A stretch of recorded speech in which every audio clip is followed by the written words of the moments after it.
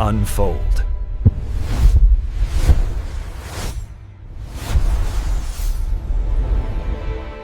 안녕하세요. 오늘 저희가 함께 깊이 파고들 주제는 어쩌면 지금 바로 당신 손에 들려있을지도 모를 커피 한 잔에 대한 이야기입니다. 네. 저희에게 공유해 주신 자료들을 보고 정말 깜짝 놀랐습니다. 아, 그러셨군요. 이게 단순히 커피의 역사를 나열한 게 아니고요.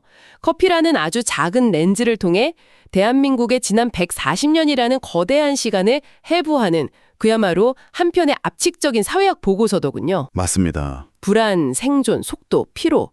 이 키워드들이 어떻게 그 검은 액체 속에 녹아들었는지 지금부터 아주 흥미로운 여정을 떠나보겠습니다. 네.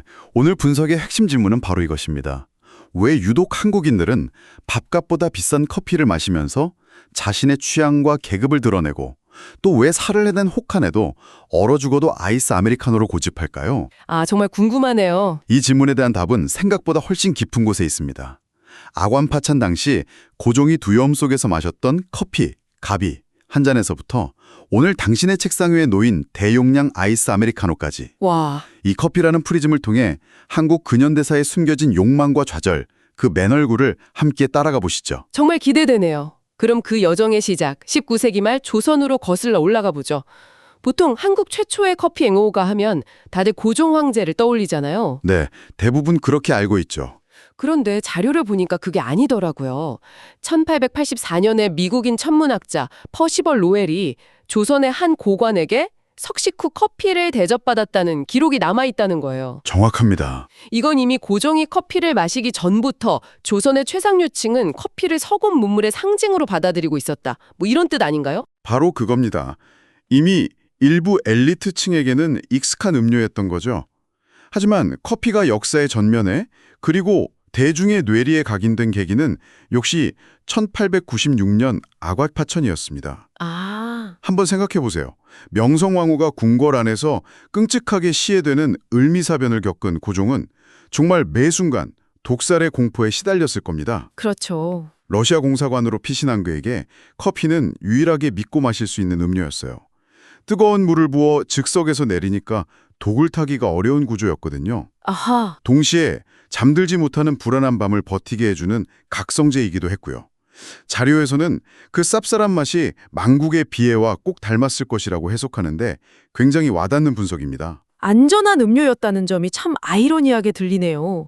왜냐하면 바로 그 커피 때문에 고종이 목숨을 잃을 뻔한 끔찍한 사건이 일어나지 않았습니까? 네, 바로 그 점이 근대화의 비극을 상징적으로 보여줍니다. 1898년에 김옥륙 독차 사건이죠. 네. 고종의 총애를 받던 러시아 통역관 김옥륙이 비리로 유배형을 받게 되니까 앙심을 품고 고종과 황태자가 마실 커피에 다량의 아편을 넣은 겁니다. 와. 평소 커피 맛과 향에 익숙했던 고종은 한 모금 마시자마자 맛이 이상하다는 걸 깨닫고 바로 뱉어내서 화를 면했지만 황태자였던 순종은 이미 상당량을 마신 뒤였어요. 그 결과가 정말 비극적이었죠. 순종은 그 자리에서 피를 토하고 쓰러져서 치아 18개가 손상되고 평생을 후유증에 시달려야 했다고요. 그렇습니다. 이 사건은 단순한 암살 미수 사건이 아니에요. 준비 없이 밀려들어온 낯선 서구의 문물이 언제든 우리의 몸과 정신을 파괴하는 독이 될 수 있다는 사회적 공포, 그리고 그로 인한 깊은 트라우마를 상징하는 사건으로 봐야 합니다. 아. 달콤한 향기 뒤에 숨겨진 치명적인 위험. 그것이 바로 조선이 마주한 근대의 두 얼굴이었던 셈이죠. 그렇게 위태로운 근대를 지나 시대는 더욱 암울한 식민지로 접어듭니다. 1930년대 경성의 다방, 풍경은 어땠을까 상상해 보게 되는데요. 네. 자료에 따르면 단순한 찻집이 아니라 식민지 지식인들에게 허락된 거의 유일한 문화적 해방구이자 현실 도피처였다고 하더군요. 맞습니다. 베토벤 음악이 흐르고 당대 최고의 지성인들이 모여들고 특히 시인 이상이 운영했던 제비다방 같은 것은 문인들의 아지트였다니 그 분위기가 그려지는 것 같습니다. 그렇죠. 하지만 그 낭만적인 풍경의 이면을 들여다보면 식민지의 서글픈 현실이 보입니다. 어떤 현실이죠? 당시 커피 한 잔 가격이 10전 정도였는데 이게 설렁탕 한 그릇값이랑 똑같았어요. 와, 설렁탕 한 그릇값이요? 네. 자료에 인용된 표를 보면 당시 조선인 노동자의 하루 일당이 평균 50전이었으니까 하루 종일 일해서 번 돈의 20%를 커피 한 잔에 쓴다는 건 상상하기 힘든 사치였죠. 와, 일당의 5분의 1이라니 지금으로 치면 커피 한 잔에 한 2, 3만 원을 쓰는 셈이네요. 그렇죠. 결국 다방에 앉아 커피를 마시는 행위는 나는 너희와 다르다는 걸 보여주는, 즉 자신이 모던보이 모던걸이라는 신흥 계급임을 과시하는 강력한 구별짓기의 수단이었습니다.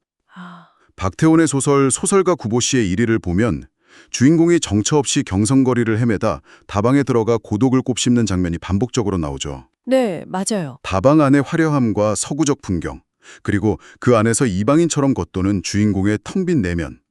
이 부조화야말로 식민지 근대화의 본질이었고 커피는 그 공허함을 잠시 잊게 해주는 마취제였던 셈입니다. 계급 과시의 수단이자 현실을 잊게 하는 마취제라니 참 씁쓸하네요. 그런데 전쟁이 모든 걸 바꿔놓았잖아요. 그렇죠. 그런 폐허 속에서는 그 비싼 커피를 마실 엄두도 못 냈을 텐데 커피 문화는 어떻게 살아남았나요? 살아남은 정도가 아니라 아주 처절한 형태로 변형되어서 살아남았습니다. 바로 꽁피 또는 꽁초커피라고 불리는 것인데요. 꽁피요. 네. 6.25 전쟁 직후 미군 부대 쓰레기통에서 나온 커피 찌꺼기를 주워다 말려서 다시 끓여 마셨던 겁니다. 와, 심지어 양을 늘리려고 볼이나 콩을 섞는 건 예사고 담배꽁초에 필터를 모아 끓여서 커피향을 냈다는 도시전설까지 있었을 정도입니다. 담배 공초 필터요. 상상만 해도 끔찍한데요. 그렇죠. 자료에 나온 비유가 정말 기가 막히는데 부대찌개가 미군 부대에서 나온 햄과 소세지로 한국인의 육체적 허기를 달래주었다면 꽁피는 정신적 허기와 전쟁의 공포를 잠시 잊게 해주는 정신적 구호물자였다는 겁니다. 정신적 구호물자라. 그리고 진짜를 맛볼 수 없던 시대는 슬픈 대용품들을 만들어냈죠.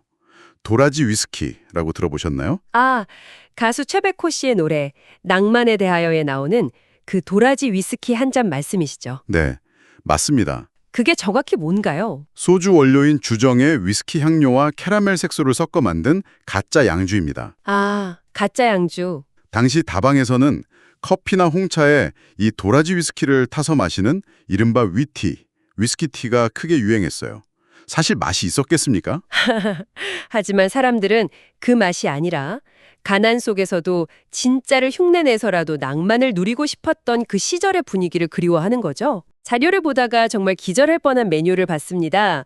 1960년대 다방에 있었다는 모닝커피인데 레시피를 보니까 인스턴트 커피에 설탕, 프림은 기본이고요. 네, 그렇죠. 여기에 날달걀 노른자랑 참기름 한 방울을 떨어뜨려 마셨다고요? 이게 도대체 무슨 조합인가요? 하하, 지금 기준으로 보면 거의 괴식에 가깝죠. 네. 하지만 여기에는 아주 지극히 실용적인 목적이 있었습니다.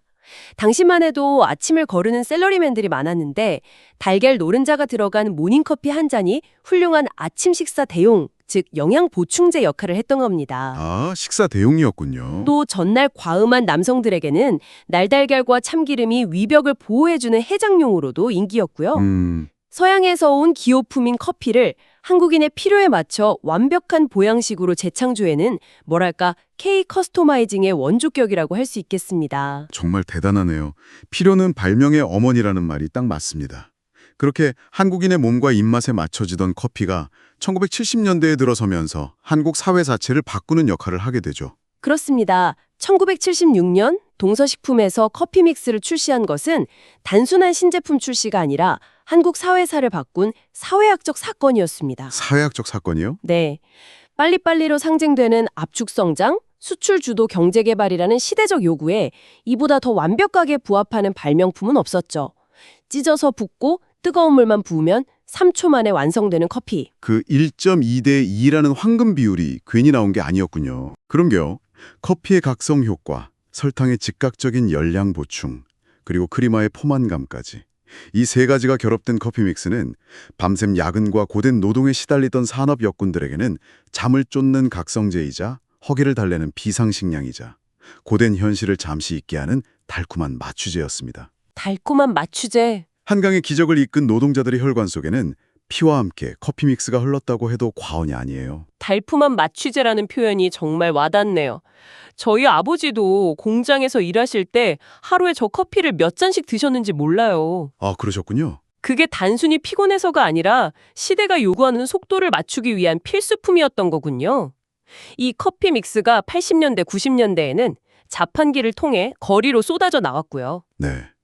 당시에 300원짜리 동전 하나만 있으면 남녀노소 지위 고하를 막론하고 누구나 똑같은 맛의 따뜻한 커피 한 잔을 마실 수 있었기에 300원의 민주주의라고 불렸습니다. 아, 300원의 민주주의. 동전 넣는 소리, 덜컹하며 종이컵 떨어지는 소리, 뜨거운 물이 나오는 소리. 90년대 도시의 사운드스케이프 그 자체였죠. 자판기는 가장 저렴한 비용으로 온기를 나눌 수 있는 길거리 사랑방 역할을 톡톡히 해냈습니다. 하지만 그 급격한 산업화의 시대에는 빛만큼이나 짙은 그림자도 있었잖아요. 안타깝게도 커피가 그 어두운 이면에도 깊숙이 관련되어 있더군요. 맞습니다. 바로 티켓 다방 문제입니다. 70년대, 80년대 산업화 과정에서 농촌이 붕괴되고 수많은 젊은 여성들이 도시로 흘러 들어왔지만 제대로 된 일자리를 구하기는 어려웠습니다. 네. 이 과정에서 지방 소도시를 중심으로 커피 배달을 빌미로 성매매를 알선하는 티켓 다방이 번성하게 됩니다. 커피 한 잔 배달이요 라는 전화가 성매매를 암시하는 은어가 되어버린 거죠. 아, 인간의 존엄성마저 자본주의의 속도와 효율 논리에 편입시켜버린 천민 자본주의의 가장 비극적인 단면이었습니다. 정말 가슴 아픈 역사입니다. 그렇게 격동의 시대를 지나 90년대 말 한국 커피 역사에 또 한 번의 지각 변동이 일어납니다. 1999년 이화여대 앞에 스타벅스 1호점이 문을 연 거죠. 네, 바로 그 사건이죠. 저도 그때 기억이 생생한데 당시 설렁탕 한 그릇이 3,000원 정도 할 때 커피 한 잔이 4,000~5,000원이었으니 그야말로 문화 충격이었어요. 기성세대의 눈에는 밥보다 비싼 커피를 마신다며 사치와 허영의 상징으로 보였죠. 하지만 당시 신세대 여성들에게는 스타벅스는 전혀 다른 의미였습니다. 어떤 의미였나요? 칙칙한 다방이 아니라 세련된 재즈 음악이 흐르고 편안한 소파에 앉아 노트북을 켤 수 있는, 온전히 자신에게 집중할 수 있는 제3의 공간이었어요.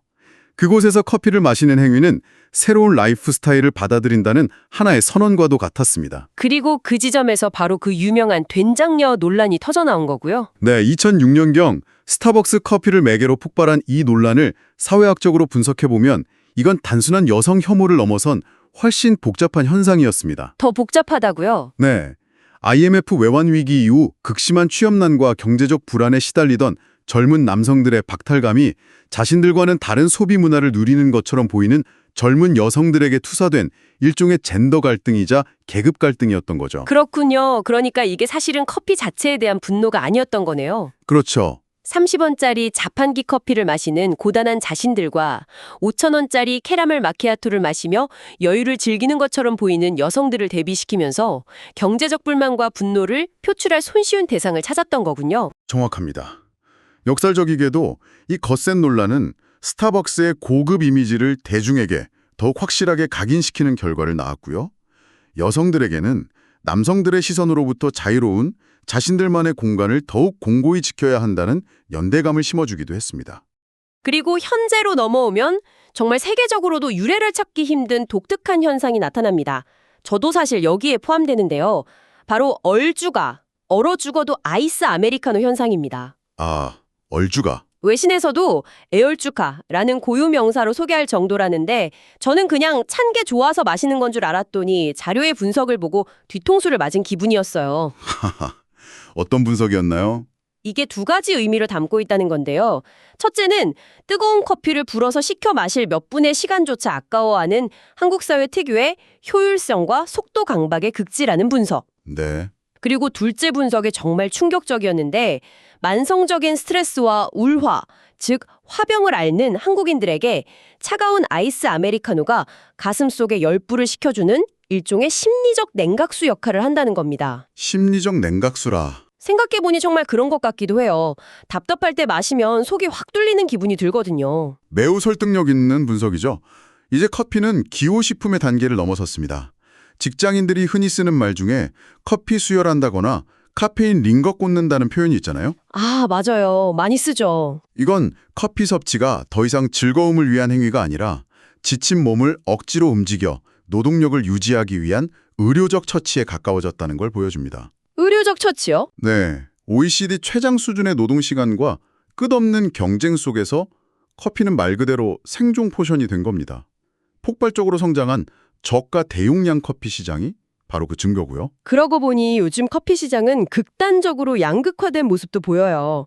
한쪽에서는 몇천 원짜리 커피 한 잔을 시켜놓고 온종일 카페에 머무는 카공족들이 있고요. 네, 그건 청년 세대가 겪는 주거 빈곤 문제와 직결됩니다. 비좁고 불편한 자신의 방보다 저렴한 비용으로 쾌적한 공간과 와이파이, 전기까지 이용할 수 있는 카페가 유일한 안식처이자 작업 공간이 되어버린 슬픈 현실을 반영하죠. 그런가 하면 다른 한쪽에서는 한 잔에 수만 원을 호가하는 스페셜티 커피나 바리스타가 코스 요리처럼 커피를 내어주는 커피 오마카세가 엄청난 인기를 끌고 있고요. 맞습니다. 이건 모두가 똑같은 커피 믹스를 마시던 획일적인 시대를 지나 이제는 취향을 통해 자신을 남들과 구별짓고 싶어하는 욕망의 표현입니다. 흥미롭게도 이 지점은 1930년대 경성의 모던 보이들이 비싼 커피를 마시며 자신의 계급을 과시했던 모습과 정확하게 맞닿아 있습니다. 와, 역사는 이렇게 돌고 도는 거죠. 정말 고종의 가비에서부터 요즘 유행하는 커피 오마카세까지 커피 한 잔의 대한민국의 근현대사가 파노라마처럼 펼쳐지네요. 그렇습니다. 오늘의 이야기를 정리하자면 한국의 커피는 망국의 불안을 달래던 황제의 음료에서 시작해 식민지 시식인의 허물을 위로하고 전쟁의 폐허 속에서 생존을 도왔습니다. 네. 산업화 시대에는 성장의 연료가 되었고 지금은 과로와 피로에 지친 현대인들의 생존 연료가 되었죠. 이처럼 커피는 매 시대의 고통과 욕망을 고스란히 담아내는 우리 사회의 가장 정직한 자화상이었습니다. 자, 그럼 마지막으로 이런 질문을 던지며 마무리하고 싶습니다. 세계 평균의 2.5배에 달하는 한국인의 커피 소비량. 이것은 어쩌면 우리 사회가 더 이상 맨정신으로는 버티기 힘든 초고 강도의 긴장 상태에 놓여 있다는 가장 명백한 증거는 아닐까요? 지금 당신이 마시는 그 커피잔 속에는 과연 어떤 시대의 흔적과 당신만의 이야기가 담겨 있습니까? 아이스 아메리카노의 얼음이 서서히 녹아내리는 그 짧은 순간, 검은 액체에 비친 우리의 치열한 모습을 한 번쯤 들여다보는 것은 어떨까요? 이것이 바로 커피가 단순한 음료를 넘어 대한민국에 대한 가장 날카로운 사회학 보고서가 되는 이유일 겁니다.